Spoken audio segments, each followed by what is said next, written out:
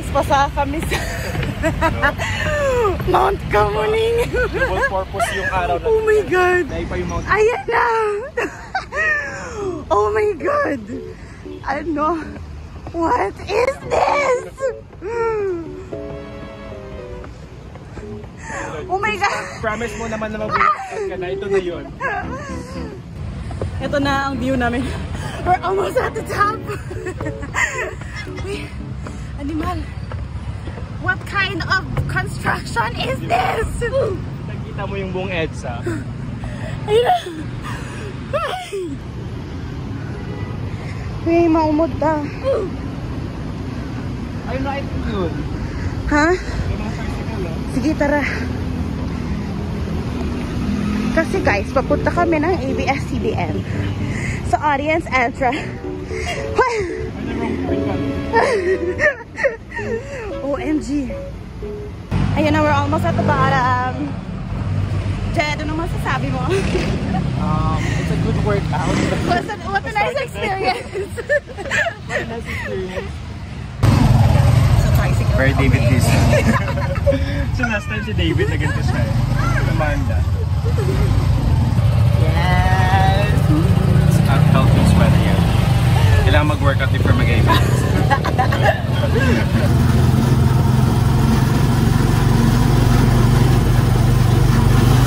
Yan, nakarating na. We made it. We made it. Fresh ulit. Parang walang nangyari. Walang nangyari. Pagkain din.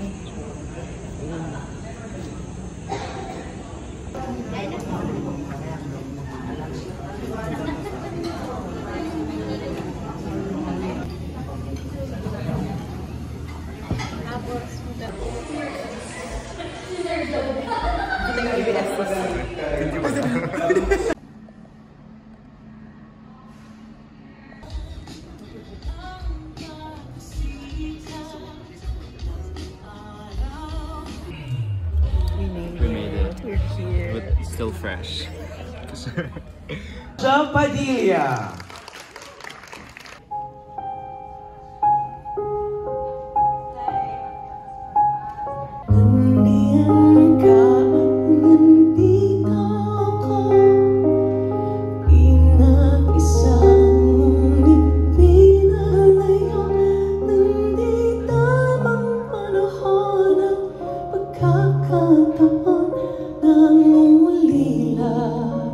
Now it's been a while. It's been 6 years since I had a concert. Kasi I was supposed to celebrate my 40th.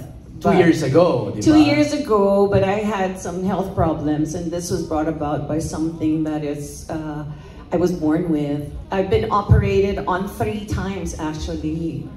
It's affected my left kidney because I was born with a defective left ureter. So it's something structural now. Right. Kumbaga, you're born with it. It's a mega ureter.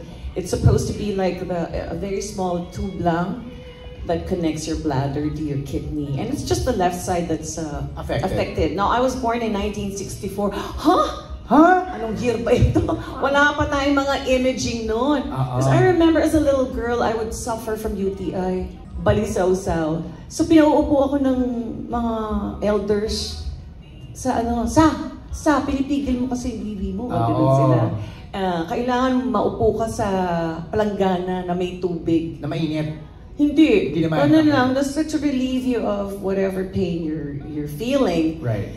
So I remember as a little girl, may problems na ako. And then of course in my 40s, after I did Jaja Saturna, I really had to go because it was just excruciating pain. And that's the only time I discovered that I had a defective left ear that was so big already. After 4 decades, hindi mo pa naman discover.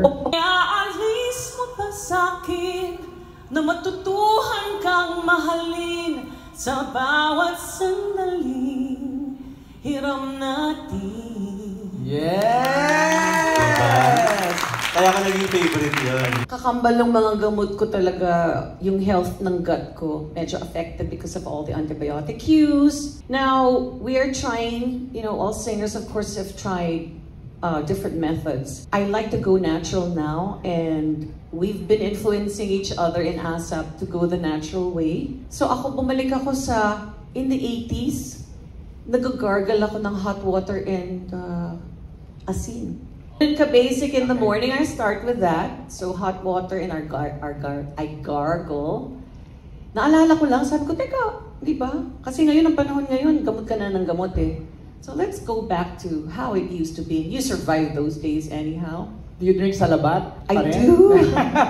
I do drink salabat, but specifically in the morning or because sometimes it upsets your stomach also. But it's the only thing your stomach can take then, diba? Because it's not acidic. I have a spray now that we use, a vocal spray. A vocal spray? Yes, because I have asthma. I have really heavy asthma. My mouth tends to dry. Okay. That's why you always see me with a candy. And now I spray that before I sing. And we've been doing it. And I want to influence other singers.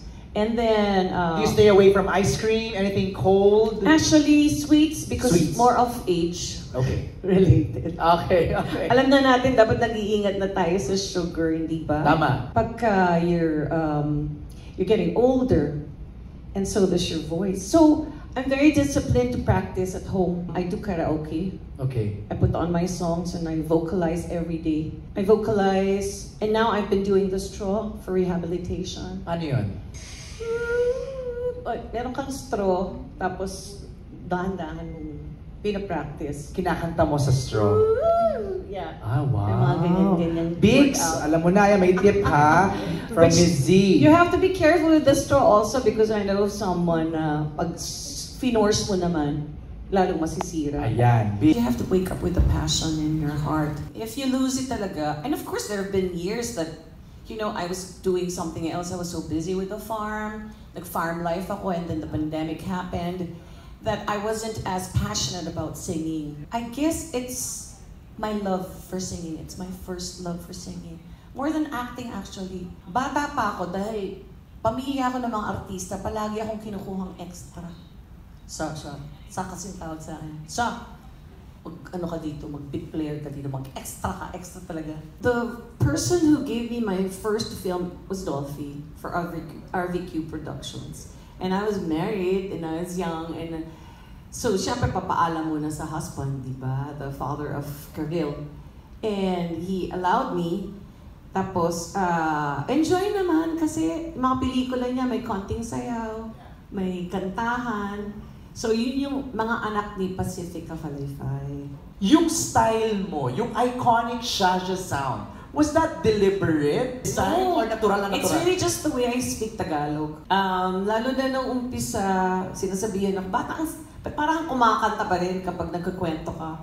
Sabi ko, I don't know because I grew up that way. Probably everybody in my family speaks that way, di ba? So kailangan what is natural to you. Right. And ano yung reaction mo na a lot of our mga kapatid sa LGBT ginagaya yung parang ini-impersonate Actually, ka? nakakatuwa. Mga senior, hindi naman, di ba, parang, si sexy mo.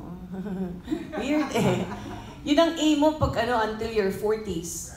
In your 50s, you're so chill about everything. Lalo na, now, I'm 60. You don't even look 60. Does she look 60? 59 lang. Ay, grabe naman.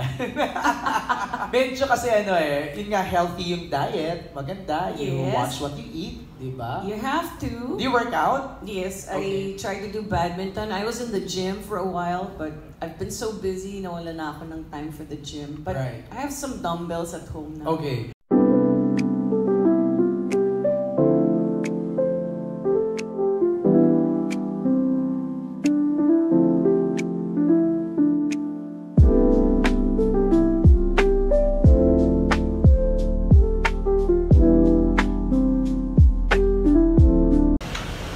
Dito ka dyan. Dito. Hey, ABS-CBN. Heart. So that is all for today's vlog.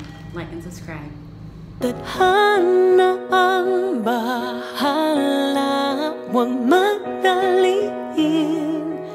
Darating din sa'yo yan ang tamang panahon.